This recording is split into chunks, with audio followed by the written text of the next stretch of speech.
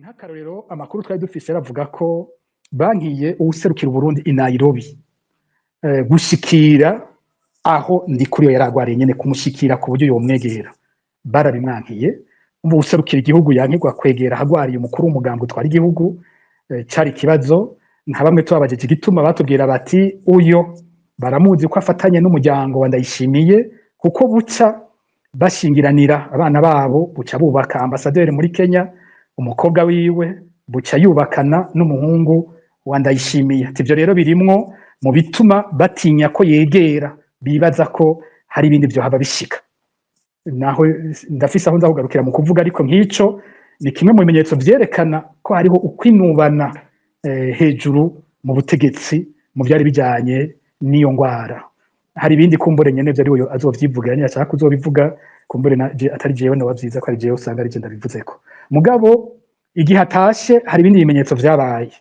nk'igihe atashe uravye ingene abasendefitede bahimbaza ababo ukabuzwa ingene Ndikuriyo akunzwe n'imbonerakure ari wari meze nk'umwami wazo ukabona ingene ataha bimeze nko gutaha mu kinyegero ataha ukabona nta televiziyo yaje ntivyamenyeshejwe ntiyerekanywe uzi ingene bihora bigenda aho byari bifite ico bivuga amaze gutaha rero ijambo yatanze aravuga ko ari umunsi mukuru udasanzwe uzobera kuri stade ya stade yiwe yubatse hariya Igisenyi Imakamba aravuga ko imyambaro abantu bose bazoba bahari bazoba bambaye aravuga defile y'agakura izohabera aratangaza ibintu bikomeye gose vyari kuba bijanye no kuza kwigina ko yasubiye kugaruka ari muzima ariko ivyo bintu bigeze uwo munsi mukuru ugeze ntivyasubiye kuja kuri rwa rugero vyavuzwe ko ntivyanahimbajwe ko vyari vyavuzwe vyaratswe inguvu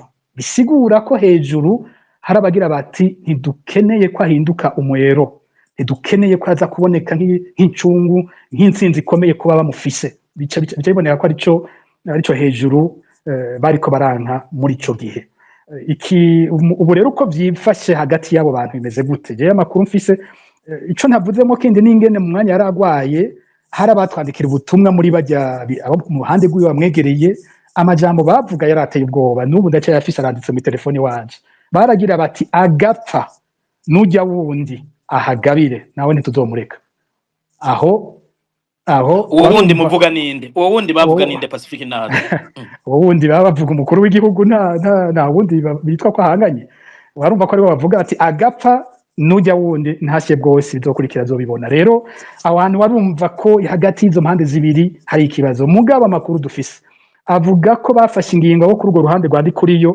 ko bavuga mbega ko umupfasoni w'umukuru w'igihugu ari wafise inguvu kuri leta kurusha n'abashikiranganje ba mbere amakuru dufise avuga ivyo nyene avuga ko bano bashikiranganje ba mbere bose ko bagenda barakurwa mu bibazo bagiye baragira habayeho uguhangana n'umupfasoni w'umukuru w'igihugu umupfasoni w'umukuru w'igihugu ategeka abashikiranganje wenyene ugasanga aratelefoni umushikiranganje ikintu kiza kuba kandi agatega aho kiba ariho nk'akarorero bigeze kumpa ko umushikiranganje yigeze kumwankira ibyo amutegetse nta misi yamaze muri leta yaciye akurwa ari umushikiranganje w'ubutungane umushikiranganje wa mbere yatanguye w'ubutungane hari Janine sinuba ko ari Janine Ndayizeye sinuka igikirundi biranse igikirundi naco ibyo byose umushikiranganje muramubona yatanguye kuri leta Ndayishimiye uyo mupfasoni w'umukuru w'igihugu yaramutelefone amutegeka umuntu ateza gushira mu bahabwa ikigongwe n'umukuru w'igihugu umushikiranganje aramwankira amubwira ati ivyo bintu uwo muntu yakoze ntibirimwo mu by'itegeko ry'umukuru w'igihugu abo rivuga ko ryahaye ikigongwe ntashobora kujamo haciye igihe gito uyu mupfasoni yabaye mu bashikiranganje ba mbere baciye bakurwa muri leta rero ko n'akarero kamwe ejo bundi leta ihindutse hari nk'ikibazo twavuze ko cyane kijanye na Direction Generale ya Solidarité Nationale ubuyobozi bukuru buraba ivyo gufatana mu nda igisata hari amafaranga menshi yaco agenda aca ajanwa muri fondation mugira neza byashira hamwe y'umupfasoni w'umukuru w'igihugu nari mfite ikibazo cyo kutabyara ariko nyuma mu buvuzi gakondo ufite inkomoko yo muri Tanzania nabashishikariza kuza namwe akabakuraho rikaba. Tambuka tugukize umuze nawe ubashe kunoza amabanga y'abashakanye kubivuza indwara nk'umwijima, impyiko, rubagemande, amibe, namwe nimutambuke kuko mwashyizwe igorora. Akarusho kandi kubivuza indwara z'amarozi, ibitegano, ibigaburano, ibihuhirano, nyabingi ndetse n'ibindi. Abatugezeho baritangira ubuhamya. Ubu mubona nigeze guhura n'ikibazo cyo kurogwa. Nyuma naje guhura n'umuganga gakondo ukomoka muri Tanzania, aramfasha ndakira, none ubu ndi umusore agenda nta kibazo mfite. Kuba ari mahanga namwe mwihangayika mwibaza uko imiti yacu iraza kubageraho kuko dukora na DHL, dukorera mu Rwanda no hanze y'u Rwanda. Ku bindi bisobanuro bariza kuri nimero ya telefone ikurikira 0787325799. Kabiri tuza kuvugana kubijanye na politike. Pacifique Nazwe no mwaka haravuzwe cyane ubusuma bwaranze amatora mu Burundi. Haranavugwa n'ibitari bike ku magara ya Reveriyano Ndikuriyo. Uno munsi umuharisani DFDD usa n'uwihariye ibisata vyose by'igihugu. Ku makuru mufise ibintu vyifashe gute mu mugambwe uri ku butegetsi uruntu gwagwara hagaze ibintu bimeze neza? Murakoze kuri kino gice cya kabiri naco twinjiyemwo, ngira nico gice kiza kwerekana kimwe nise gusubira inyuma mu mpande zose. Uyu mwaka wa 2025 wari umwaka ukomeye kubera ko wari umwaka w'amatora. Amatora twaheruka yari ayo muri 2020 amatora yari yabaye amatora arimwo impande zibiri zikomeye. Ndumva mu matora hose umuntu araba ko hahiganywe, hari abahiganwa abafise ubutegetsi n'abatabufise. Hariho abanyapolitike batari bake birukanywe muri 2015 batayabonetsemwo, nk'umugambwe wabone kugira gatatu imbere wari nk'umugambwe MSD. Uyu mugambwe ntiwari wabonetse mu matora ya 2020 kandi wari witezwe ko ari umugambwe ufise uburemere nawo ukomeye muri politike y'u Burundi kuva muri 2010. Uwo ntiwarimwo n'iyindi migambwe rero itari mike itabaye, ariko iri mu Burundi yose yari yashoboye kuba muri ayo matora ya 2020. Harabaho amatora y'umukuru w'igihugu abarundi bakurikiye gose kuko ihiganwa ryaboneka ko ririho cyane cyane hagati ya Evariste Ndayishimiye na Agathon Rwasa, ku buryo amatora aheze benshi hariho amaraporo n'ubu ngira hamwe atanasohotse yerekana ko Agathon Rwasa yoba ari we yari yatsinze ayo matora akayibwa. Rero twari twiteze ko iryo higanwa rica rigaruka muri 2025 tugasubira tukabaraba abo bantu aho bageze ya migambwe ibiri yari hari ico gihe. Mugabe cabonetse nuko muri 2025 abari ku butegetsi atahiganwa bari bakeneye, bakoze ibishoboka byose kugira ngo bafute ihiganwa. Inzira yakoreshejwe bimwe byabaye imbere ya 2025 nk'ibi byo kwaka inguvu umugambwe CNL wa Agathon Rwasa, bakawubuza kuba bakawuha abandi bakawaka umukuru wawo, hanyuma bigera ko baja mu kwitoza amashinga amateka yaba Agathon Rwasa yaba abashinga amateka biwe badashobora kwitaba ayo matora, hasizweho ibituma bidashoboka ko bitoza. Ico cyonyene cyatuma ayo matora adasa n'amatora, cyasa nuko atakira amatora mu gihe imigambwe ibiri ikomeye mu gihugu, impande zibiri zazitwa ko ziriho muri politike zidahawe inguvu zingana zo guhiganwa kandi zose zikemererwa guhiganwa. Mu gihe ari uruhande rumwe gusa rwemerewe urundi bakagwankira, biragoye gusubira kuvyita ko ari higanwa muri ico gihe. Ayo matora bisa nuko atamatora yabaye naho yitwa ko wabaye umwaka w'amatora. Ico kikaba icyambere. N'iyindi migambwe isigaye ariko s'abanyapolitike mu Burundi bakunze gukora imyaka myinshi twagiye tubahanura ko ariko batigera bavyumva, nuko Agathon Rwasa nabi bamaze kwankirwa kuja mu matora, imigambwe isigaye yibagije kwihatomboreye. Abasigaye imigambwe mito mito yari izi ko kuri iruhande ya CNDD-FDD atakinini vuze, yibwiye iti ko wa wundi bari bahanganya akomeye avuyemwo, twe turonsa amahirwe natwe y'ukuronka ibibanza. Baza gutangara nabo nyene nyuma y'amatora amajwi yabo atemewe, nabo nyene barayabaka, inzego ziba iz'umugambwe umwe rudende.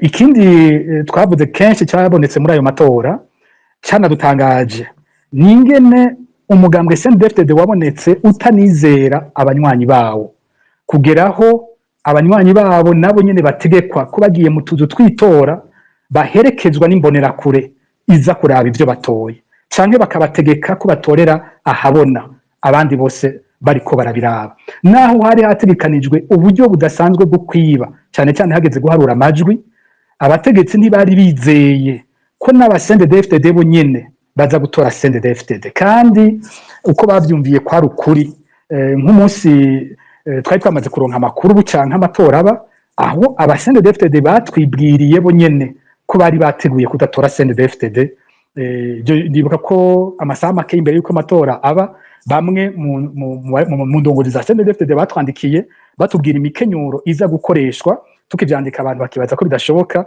baza gutangara kumwe twavyanditse byose bigenze uko nyene haba ivyo byo kubategeka ingene batora haba n'ingene mu guharura bataza kwemera ko abo bita bakeba baza kuja kuraba ivyanditse ku ikarata yitora rero amatora ya 2025 afise byinshi avuga ko ubutegetsi butacizigiye n'abanywanyi babwo abitwa ko baburimwo babukurikira avuga kandi ko ubutegetsi buzi ko butoshobora guhiganwa uyu munsi ko abarundi babuvuyeko ico nico ca mbere novuga kijanye n'amatora ku kijanye n'ingene mu mugambo wa CNDD-FDD bifashe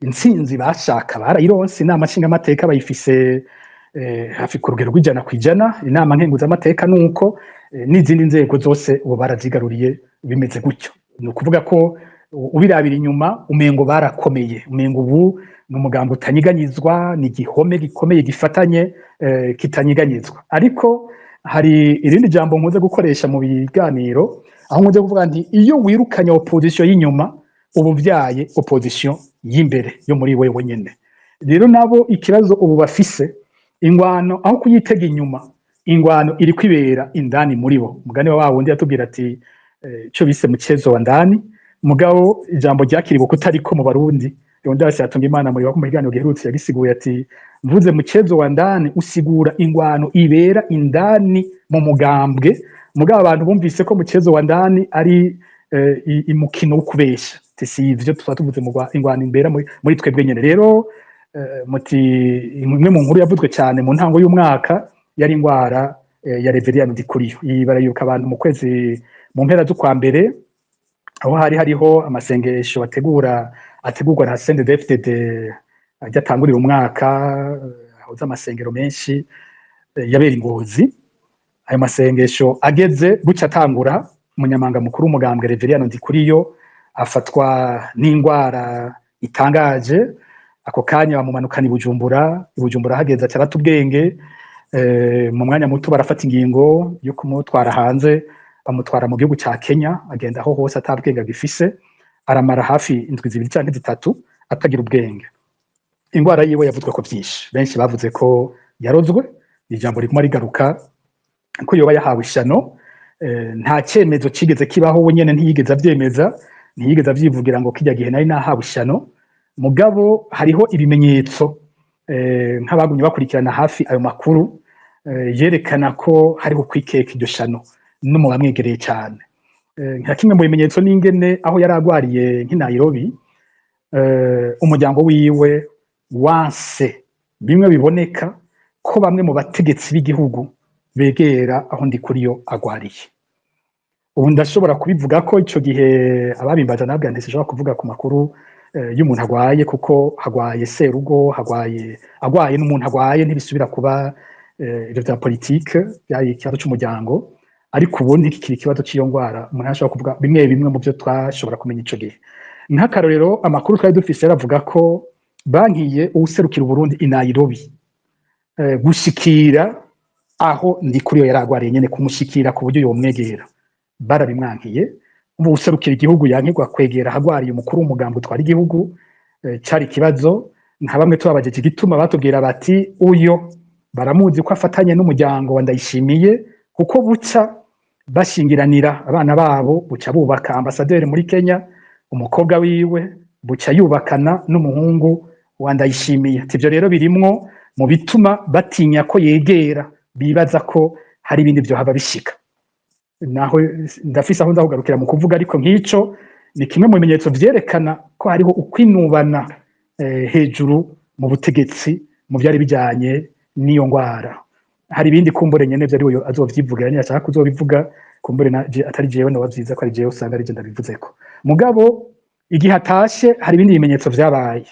Nk'igihe atashe uravye ingene abasende FTD bahimbaza ababo, ukabuzwa ingene Ndikuriyo akunzwe n'imbonera kure ari wari meze nk'umwami wazo, ukabona ingene ataha bimeze nko gutaha mu kinyegero, ataha ukabona nta televiziyo yaje, ntivyamenyeshejwe, ntiyerekanywe, uzi ingene bihora bigenda, aho byari bifite ico bivuga.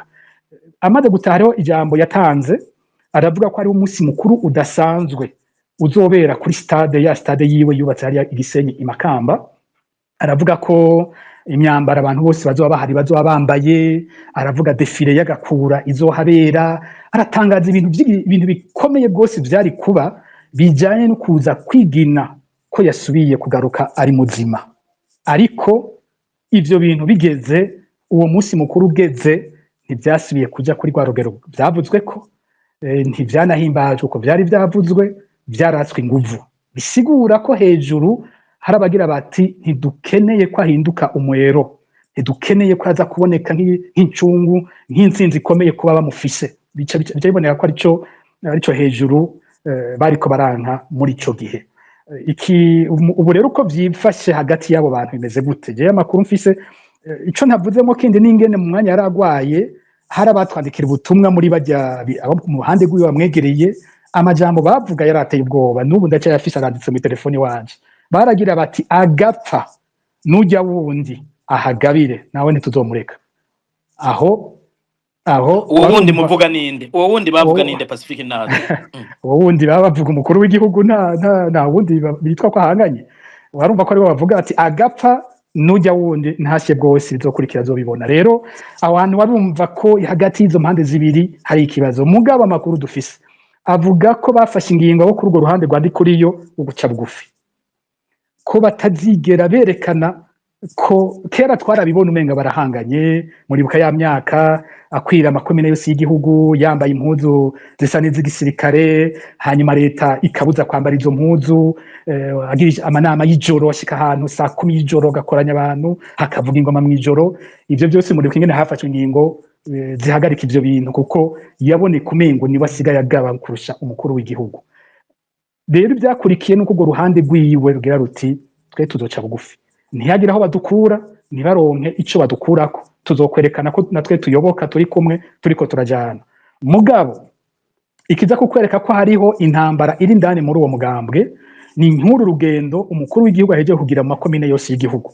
Kubona umukuru w'igihugu, ico ni kimwe bindi mu byaranze uyu mwaka muri politique, umukuru w'igihugu agendeye amakomine yose avuga ko ariko yerekana abastanteri. Mugabo ubona ko isa na pre-campagne, isa nuko yatanguye kampanye ya 2027, mugabo ayikoze mu bundi bwenge, akagendera igihugu cyose yerekana w'icyamaze wari atuka abashatse bose. Nico cyabonetsemo. Ariko aho bamutegeye no kumwima abantu, ningene umugambwe utunganije amanama utabura abantu, ariko umukuru w'igihugu agendera ahantu akababura. Kabona ahantu henshi bari abana b'abanyeshuri bategetswe kuhaza, bakaca bategeka ngo mugende mutambaye impuzu z'ishure, kandi abakobwa mwambara impuzu zisanzwe n'ibitambara muboneke nk'abanyagihugu basanzwe, ntihagire uza kubona ko ari abanyeshure.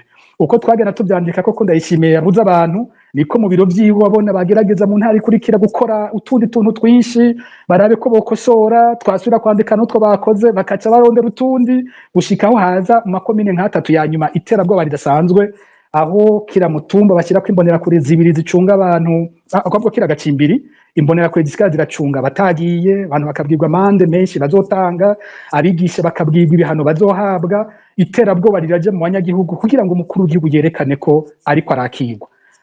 Mu mugambwe ntibafatanye.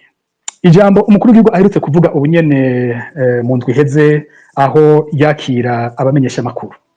Nako ni muri ndwi nyene turimo, nibaza ko ari ku wa mbere. Aho yagira ikiganiro ku bamenyesha makuru, hari ijambo yavugiyeyo, yavuze ngo hariho ngo abantu mu biganiro batanguye kuvuga ngo abana b'u Burundi bagwaye kwashi, ngo abana b'u Burundi ntibagira ivyo bajya, ngo kubera ari bagufi. Yarivuze ngo kubera ngo bavuga ngo ni bagufi, ngo kubw'ivyo ngo ni bagufi kubera batafunguye ibikwiye. Aca aravuga we nyene ngo mbega ko n'abakuru bafise abana bagufi nabo ntibagira ivyo bafungurira, ngo jewe ngo ndafise ngo abana ngo bavyibushe, ngo kuburyo umuntu yahava avuga yuko bafise na obesite, ngo mugabo ngo hariho ngo kamwe gatoyi ngo kuko katavyibuha ngo mwibaza ko ari kubera kubura ibyo gafungura. Iryo jambo yariko aravuga ryavuzwe nande? Ni ijambo ryavuzwe n'umukuru w'inama nkenguzamateka uyu Gervais Nderakobuca batazira ndakugarika. No kuvuga umukuru w'igihugu wenyene aje kwishura umukuru w'inama nkenguzamateka ko ari umubeshi, ko ari aramwambika ibara, ko ari amubeshera ko abarundi batagira ifungurwa. Umuntu yorondera kure intambara iraho hantu. No kuvuga indani muri bo inyuma barafatanye, ariko indani hariko habera intambara itaboneka. Bose barafishije amaso kuri 2027 mbega ninde azitoza ko umukuru w'igihugu. Aho navuga ntibujya ntimuze mutangare musanze hariho n'abatwara igisirikare bipfuza gutsindwa Uvira, ntimuze mutangare burya hari intambara zindi zibarimo zitavugirwa hejuru. Pacifique Ninahazwe mugize muragarutse ko ya majambo umukuru w'igihugu yavuze muri kiganiro abahaye abamenyesha makuru. Amajambo nkayo turayamenyereye kenshi yatanguye kuvugwa gutyo habariho ingira ngo ikintu citeguriwe kuba ku mutegetsi w'umwe canke uwundi. Twarabibonye igihe Bunyoni yafungwa, hari hamaze igihe havugwa amajambo nkayo. Uno munsi ariko aravugwa kuri Gervais Nderakobuca. Hakaba hariho n'ibihuha bimaze imisi bivugwa ko ngira ngo mwibohero kumba kari impande y'ibohero rya Bunyoni ngo bariko atunganywa. Ivyo bihuha mwaravyumvise, mbega umuntu yogira amakenga ko hari ikindi gihangange kigira gifatwe gifungwe? Birashoboka gose igihangange. Bon, abambere bacabona ni Procureur General de la République yahora uyu Leonard Manirakiza, nibo bose babona bati uyu muntu avuye mu mabanga akomeye gutyo akaca apfungirwa mu iperereza gushika uyu munsi akaba atajanwa mu ibohero, bati kumbure yo bagira twagwe muri kiya cumba cy'iruhande ya Bunyoni. Benshi bibimviriye uyo, ariko niki uvuze hari abacimviriye ko mu bagiye barandondera, hari abambwiye ko bishoboka ko ashobora gupfungwa n'uwundi tutibaza akomeye cyane. Kandi mu bavuzwe haravuzemwo izina rya Gervais Nderakobuca be n'izina rya Prime Niyongabo. Mugabo ivyo tubifate nk'ibihuha nyene mu gihe biba bitarakogwa ta kimenyetso cyavyo, nta wovyemeza ngo nivyo bigiye kuba. Tubifate ko bikiri mu bihuha, mugabo ababivuze bariho. Je ndemeza ko hari abampaye ayo makuru kandi bari no mu babegereye bambwiye ivyo bintu ko mu ntumbero zoba ziri hejuru kwico kiriho. Ico rero mushobora kuca mwitega ngaha ni giki imbere yuko bakoyanira Pacifique Ninahazwe, imbere yuko mutubwira icyo twokwitega abo bakekwa ko boshobora guhagarikwa abo babahowe iki? Umukuru w'igihugu afata ko bariko baramugwanya, bariko abifata. Umuvyo byose twamaze kuvuga, we yubahutse akanabishira habona akishura umukuru w'inamashinga amateka ko ari umubeshi mu kuba atanga amakuru atariyo, acafuza ubutegetsi. Murumva kwica atari ikintu gitoyi.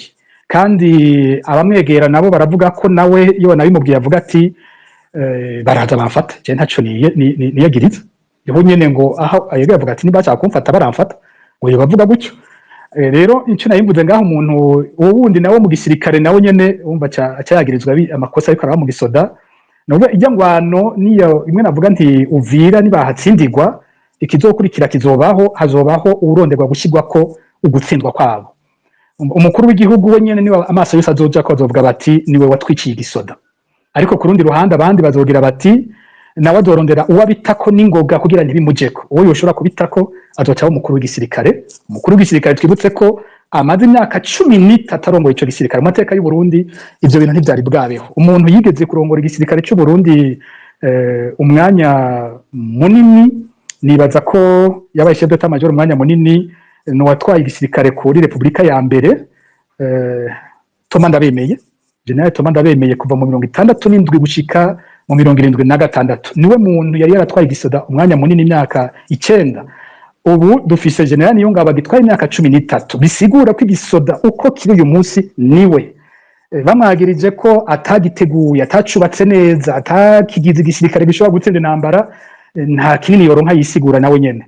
Ariko kandi nawe hari ivyo yabikoreshejwe ahabwa amategeko n'uri hejuru. Hagati yabo babiri uwacishe kurusha uwundi ninde, aho niko kabaza. Ariko urumva ko naco ari ikintu gishoboka kwiyumvira kumufata kugira ngo bamuteko amakosa, bamuteko ugutsindwa kuriko kuraba muri Kongo. Rero nayimuze nico mwoca mwitega mu misi ya mbere uko abanyapolitike bameze, hatanguye kuvugwa bene ayo majambo ko bariko baracanamwo. Mwitegeko vuba cyane bazodukorera ibirori berekana ko bakundana. Niko byamayimera. Imbere yuko Bunyoni afatwa akugwa mu 8 kwa 2020 habaye igikorane cyo muri Kigarama 2021 aho Ndayishimiye yavuze ngo ntavyo batavuze, ngo harabavuze ngo umushikiranganje wa mbere ngo nitukundana, ngo aranyanka, ngo arantobera, ngo ariko ngo nibasigarana urugo iyo ngiye, ngo nibagize gute. Ivyo bivuzwe ibara ryagira rigwe. Ni nkuko imbere yuko Nkurunziza n'abajabu bavana habanje ikoraniro Nkurunziza avuga ngo mbega umuntu twasangiye ugondo, ngo mbega umuntu twasangiye amagorwa yose nigiki cyo shora kutuja hagati mu mwaka ukurikiye yaramupfunze. Rero nuko dutanguye kubivuga mwitegeko mu mpera y'umwaka tuzumva Ndayishimiye ahubwo ashimira ndira ko buca ku rugero tutari twiteze cyangwa umukuru w'isoda imbere yuko hoba ibindi bintu biza kuba hagati yabo. Ego Pacifique nazwe mujanye na politike iyi leta hari uno munsi iva mu mugambwe CNDD FDD niyo iri isa niyiganjiye vyose. Uno munsi mwebwe iyo leta muyibona gute, umwoyiha amanota angahe? Murafise ivyo muyishima, murafise ivyo muyinegura? Mwishuriki abavuga ko uno munsi umutambukanyi w'umukuru w'igihugu ariwe yoba afata ingingo zose zikomeye z'igihugu? Murakoze. Bimwe mu byahindutse bikomeye muri 2025 n'ishingwa rya leta nshasha mu kwezi k'umunani muri 2025. Iyi leta uyiravye munafatiye ivy'inyuma umenga hariho impinduka nziza izanye, ariko imbere yuko nshika kuri iyo mpinduka no kubwa mbere yo nyene uyiravye navuze nti umwaka w'agahinyuza yo nyene n'agahinyuza. Uravye abashikiranganje batanguranye na President Evariste Ndayishimiye, muri leta hasigayeyo umushikiranganje umwe rudende, umupfasoni Maria Chantale. Uyu mushikiranganje wo kwivuna abansi izina ry'ikirundi ninde Maria Chantale Nijimbere bara niwe wenyine asigaye muri yo leta mu bantu bari muri leta muri 2020 habishingwa leta ya mbere. Bisigura ko abashikiranganje bananiwe, bo babananiwe bonyene umukuru w'igihugu akaba yarashoboye wenyene canke yananiranywe nabo. Kubganje umunyeshure umwigisha yigishije abanyeshuri biwe bose bakayoberwa, iruhande ko umunyeshuri umwe wese aba yayobewe namwigisha aba yayobewe. Ni kimwe mu vyerekana ariko harabitoje bagenda kuba bashinga amateka. Kuba abashinga amateka nticabuza ko abashikiranganje no mu yindi myaka barabashikiranganje baratowe mu nama nshinga amateka. Ikidashoboka gusa nuko bicara muri ivyo bibanza bibiri mu mwanya umwe. Kuba bagiye mu bashinga amateka ntibasubizwe muri leta ni ikimenyetso ko umukuru w'igihugu ataba yarashimye ivyo bakoze muri leta, ntibaba barashimiwe. Kandi by'ukuri ubwira baraba umwe wese muri bo twarabanditse ko kenshi cyo kiganiro cy'uno munsi, ariko baravye ivyo bakoze byari byerekana nyene ingene iyo leta yananiwe. Fata umwe gusa tuce ndabirengana ivyo, dufate nk'umukiranganje w'intwaro yo hagati mu gihugu yarahamaze imyaka 3 Martino Niteretse. Umushikiranganje we nyene yindwi zibiri imbere yuko akugwa yagiye imbere y'abapolisi abagendera irya mbere mu myaka 3 agendera amakomisariya yose yaramaze imyaka 3 atabagendeye. Acaba ukibazo twari tumaze iminsi tuvuga c'abapolisi bamaze imyaka 4 batahawe umwambaro kandi amafaranga yo kubambika asohoka buri mwaka. Acavuga ngo arabemereye ko mu kwezi kw'icenda imyambaro yabo izoba yabonetse. Turi mu kw'icumi na rimwe imyambaro yabo ntiraboneka. Ca wibaza umuntu yamaze imyaka 3 atwara abapolisi bose b'u Burundi akamara imyaka 3 atabambitse amafaranga yabo asohoka, hanyuma agira kuugwe akaza kwemerera ko bigira bishoboke ko twabivuze twabishize ahabona uyu munsi bakaba batararonka iyo myambaro. Hari kunanirwa umuntu yorondera kundi gusumbuko naho uyu munsi uwo muntu ari umushinga amateka. Reka rero tubaza uwo yagumyemwo mwibaza yuko ari uko ashoboye uwo mwatubwiye yagumyemwo. Ego ntibere mu kunganira ngira ngo umukuru w'igihugu yarigeze kuvuga ko nawe nyene mu bushikiranganje bw'ubudandaji aho yahora nawe nyene vyari vyamusutaye ku amazi, ngira ngo nawe nyene ntaco yari yashitse ko kini naho yasigayemo. Icyo bikoze ngira igisata cya mbere cyananiwe kiboneka mu buzima bwa misi yose bw'abarundi ni igisata cy'ubudandaji. Ni igisata ingene ubuzima bw'abarundi bwazimvye, ingene ibintu byose byazimvye, ingene yagiye afata ingingo z'ibiciro zitigera zubahirizwa. Ntawo mushirako ngo niwe vyavako, ni intwaro yose muri rusange ingene yari itunganijwe. Mugabo ubajije abarundi igisata cyananiwe nico nyene. Yari umushikiranganje ajejwe ubudandaji, yari umushikiranganje ajejwe kunguruza abantu n'ibintu, ivyo bintu byose ajejwe n'ingenzi. Nta gisata na kimwe muri ivyo bitatu woshobora kuronka ico cyamaze muri iyo myaka 5 y'intwaro Ndayishimiye, ahubwo byose vyagiye byunyuka muri ico gisata. Ariko leta ihinduye abandi bose bagakugwa, we yabaye niwe yaduze kurusha bose.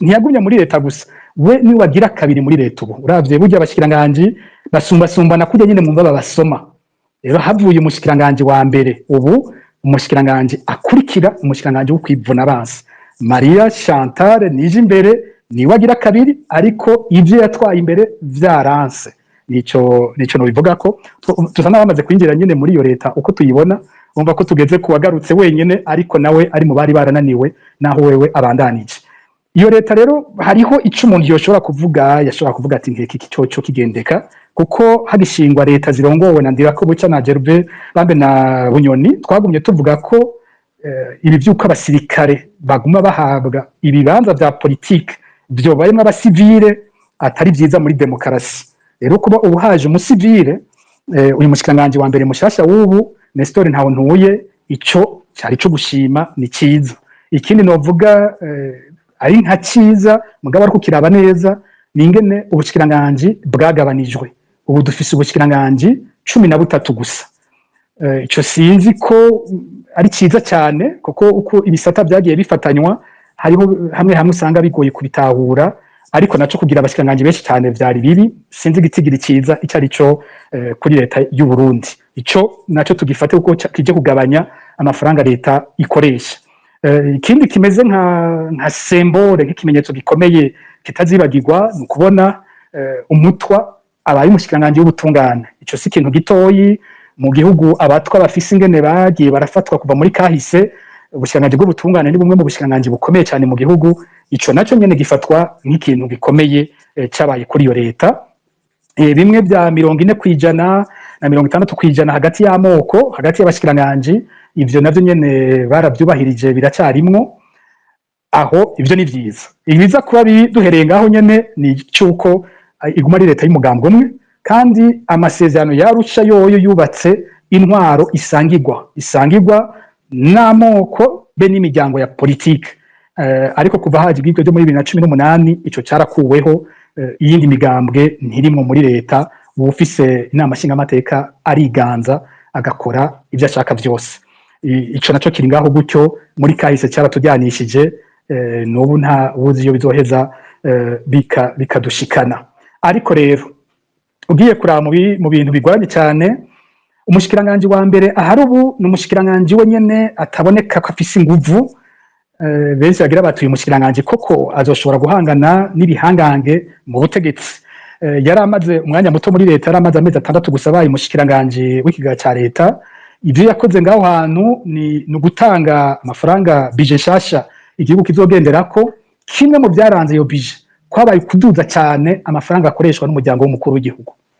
aho abantu bacatangura kugira kabaza kuri ico umuntu bimwe tuvuga ngo ubu umukuru w'igihugu yandikiwe gusumisha imiliyoni 3 ku munsi avuye kuri 2 n'igihe ava kuri aja kuri 2 abantu bari bavugije induru uyu mushikiranganje aduza gose ibintu byo mu biro by'umukuru w'igihugu akamuha ibintu bitumvikana ingene vyagiye mu biriwe ibintu byo kubakisha amazu ibintu byinshi amafaranga menshi atazayumvikana kuduza amafaranga y'iperereza aho umuntu aca yibaza ati ubwo ntiyagize uwa mbere kugira ashimigwe ko aryohera umuryango w'umukuru w'igihugu kandi atazowugora azoguma yunamiye aho umuryango w'umukuru w'igihugu ari waciye haza cya kibazo mupfasoni Alisa mbagije ati ko bavuga mbega ko umupfasoni w'umukuru w'igihugu ari wafise ingufu kuri leta kurusha n'abashikiranganje ba mbere amakuru dufise avuga ivyo nyene avuga ko bano bashikiranganje ba mbere bose ko bagenda barakugwa mu bibazo bagiye baragira habayeho uguhangana n'umupfasoni w'umukuru w'igihugu umupfasoni w'umukuru w'igihugu ategeka abashikiranganje wenyene ugasanga aratelefoni umushikiranganje ikintu kiza kuba kandi agatega aho kiba ariho nk'akarero bigeze kumpa ko umushikiranganje yigeze kumwankira ibyo amutegetse nta misi yamaze muri leta yaciye akugwa ari umushikiranganje w'ubutungane umushikiranganje wa mbere yatanguye w'ubutungane hari Janine sinubwo ko ari Janine ndayizeye sinubwo igikirundi ni biranse igikirundi naco ibyo byose umushikiranganje muramubona yatanguye kuri leta ndayishimiye uyo mupfasoni w'umukuru w'igihugu yaramutelefone amutegeka umuntu atereza gushira mu bahabwa ikigongwe n'umukuru w'igihugu umushikiranganje aramwankira aramubwira ati ibyo bintu uwo muntu yakoze ntibirimwo mu by'itegeko by'umukuru w'igihugu abo rivuga ko ryahaye ikigongwe ntashobora kujamo haciye igihe gito uyu mupfasoni yabaye mu bashikiranganje ba mbere baciye bakugwa muri leta rero ko n'akarero kamwe ejo bundi leta ihindutse hari nk'ikibazo twavuze ko cyane kijanye na direction générale ya solidarité nationale ubuyobozi bukuru buraba ibyo gufatana mu nda. Igisata hari amafaranga menshi yaco agenda aca ajanwa muri fondation Mugiraneza ryashyira hamwe ry'umupfasoni w'umukuru w'igihugu. Ico gisata bariko baravuga ubushikiranganje bushasha ntibavuze aho bagishize. Kera cyari mu gisata cy'ubushikiranganje bujejwe agateka kazina muntu, iterambere ridakumira, n'ibyo nyene byo gufatana mu nda niko ubwo bushikiranganje bwari bwitwa. Ariko aho bihinduriwe ico gisata cyo gufatana mu nda nta namwe kivuzwe. Ibijanye hari bwa mbere na sécurité sociale. Sécurité sociale yaciye itwarwa mu bushikiranganje bw'abakozi ba leta kwa General Gabriel Nizigama batazira Tibia. Hanyuma igisata cy'agateka kazina muntu naco n'iterambere ridakumira bitwagwa ku mushikiranganje w'ubutungane. Gufatana mu nda nta namwe byashyizwe. Mu mwanya wa mbere bakiyumvira bati biza kuguma kuri uwo mushikiranganje w'ubutungane hagiye ibindi bisata byinshi byahora muri ubwo bushikiranganje. Ariko umupfasoni w'umukuru w'igihugu ngo we nyene yoba yaratanze itegeko ritaciye ku mukuru w'igihugu rica ku muyobozi mukuru mu biro by'umukuru w'igihugu by'uko ico gisata gishyigwa ku mugenzi w'umupfasoni w'umukuru w'igihugu General Gabriel Nizigama umushikiranganje bw'abakozi ba leta. Wa mushikiranganje nawe yarabijejwe umwe w'ubutungane aca yiruka ku mukuru w'igihugu ati ibi bintu bikozwe je sinzi iyo vyaciye mugabo murabiraba neza birashobora kuba bihonyoye amategeko. Buno bushikiranganje mwateza kubanza gushiraho itegeko rivuga ko ico gisata mu gitwaye hari ahantu imbere yavyo vyiza coba kiragumye iwanje nkuko vyari biri ntivyoshobora gukorwa atategeko rikozwe. Mu nama y'abashikiranganje yatunganije gushasha bushikiranganje umukuru w'igihugu ngo acashinga ko ico gisata kijanwa mu bushikiranganje bw'intwaro yo hagati mu gihugu gutyo ababanguranije umushikiranganje w'ubutungane Artemo Katihabwa n'umushikiranganje w'abakozi ba leta Gabriel Nizigama.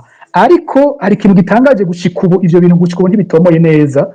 Ugiye kuraba vuba baragenye abategetsi batandukanye bakuru bo muri ubwo bushikiranganje, ugiye kuraba mu bushikiranganje bw'intwaro yo hagati mu gihugu ukaja kuraba no mu bushikiranganje bujejwe abakozi ba leta hariho igisata kiguma citwa co kimwe ibintu bita assistance aux vulnérables. Ico rero kigumijeho ya confusion gushika ubu ntituzi neza umuntu azoguma agaba ivyo bintu byahora bija kwa ku mupfasoni Angeline Ndayishimiye. Mbega bizoca ku mushikiranganje Tibia bambi Gabriel Nizigama canke bizoca ku mushikiranganje uyu General Leonidas atwara ubushikiranganje bw'intwaro hagati mu gihugu kiracari kibazo. Ariko ko wabibajije umupfasoni w'umukuru w'igihugu afise inguvu nyinshi yaragiye aravugwa muri marché zikomeye vy'ibitoro yaragiye aravugwa mu bisata bikomeye bitari bike mwaragiye murayibona mwarabonye hazi imfashanyo zivuye hanze zigashobora no gutwarwa mu kindi gihugu. Uyu mupfasoni ntasanzwe kandi bivuga ko yanatumvikana n'abashikiranganje ba mbere. Kuri ico kibazo c'umupfasoni w'umukuru w'igihugu Pacifique nazwe sinzi yuko ayo makuru mwoba muyafise. Harabakeka ko bafatiye ku vyabaye i Tanzania kwa Suhuru Samia akaba ari n'umugenzi wa President Ndayishimiye aho yagenye abantu bo muryango iwe muri leta bagafatira ku makarashishi umupfasoni w'umukuru w'igihugu amaze iminsi atunganya mu gihugu ati kumbure nawe nyene yobasotera kuzoja muri leta. Iyo nkuru niyo canke ni vya bindi abantu babona bakaca bafatira kuko bamuzi bakiyumvira yuko hari impinduka zishobora kuba ko yoja kuba umushikiranganje yo kwipfuza ko nyene bamugira umushikiranganje sindarizi nta kidashoboka. Mu karere ari igihugu umupfasoni w'umukuru w'igihugu asanzwe ari n'umushikiranganje usanga ni wacu bibayeho mugabo ico gira benshi batazi ico kuvuga ko yagiye muri leta buriya ari mu nzego z'igihugu ubu bitigeze biba ku bandi bapfasoni b'abakuru b'igihugu. President Ndayishimiye niwe wa mbere yashyizeho itegeko rituma umupfasoni wiwe agira ibiro bihinduka igisata c'ibiro by'umukuru w'igihugu cyo mu biro by'umukuru w'igihugu. Ni kimwe mu bisata ijya bita ngo Office de la Première Dame pour le Développement OPDD. Ni ubu ni gisata kimwe mu bisata bikomeye byo mu biro by'umukuru w'igihugu. Niyo bakoze amafaranga leta izokoresha ico gisata usanga naco nyene cyanditswe amafaranga gihawe kandi muri bya bisata bironka amahirwe y'uguma bidugirizwa buri mwaka amafaranga bizokoreshwa igisata c'umupfasoni w'umukuru w'igihugu naco nyene kironswa amafaranga gutyo. Umuyobozi wiwe mwishikira sinzi ko cyamwita secrétaire exécutif sinibuka izina bari haye n'umuntu yahoze ari umushikiranganje kugira berekane urugero ico gisata kiriko ni Dr Tade Ndikumana yahoze ari umushikiranganje w'amagara y'abantu, hanyuma kandi n'igihagararo ciwe uwo muntu afise igihagararo kingana n'ic'abashikiranganje. Urumva nimba uwitwa ko afasha umufasha n'umukuru w'igihugu afise igihagararo kingana n'ic'abashikiranganje, uca wumva uwo mutwara nawe urugero aba ariko ko ari runini cyane. Rero abibaza ko yoba atari muri leta ahubwo ariyo, abibaza ko atarimwo mu nzego z'igihugu arimwo, no muri za ngorane bagiranira n'abashikiranganje ba mbere nuko hariho amafaranga agenewe ibisata bimwe bimwe bya leta usanga atatwagwa muri OPDD canke agatwagwa muri fondation Mugiraneza. Amafaranga yokoze mu gisata c'amagara y'abantu, amafaranga yokoze muri ibi byo gufashanya, amafaranga yogiye mu gisata c'indero, imfashanyo ziza ziva hanze zogiye muri ivyo bisata, usanga aho kuja ngaho bica bihabwa fondation Mugiraneza canke bigahabwa ya office de la première dame pour le développement. Aho niho hava ingorane zikomeye hagati y'umushikiranganje wa mbere n'umufasha n'umukuru w'igihugu.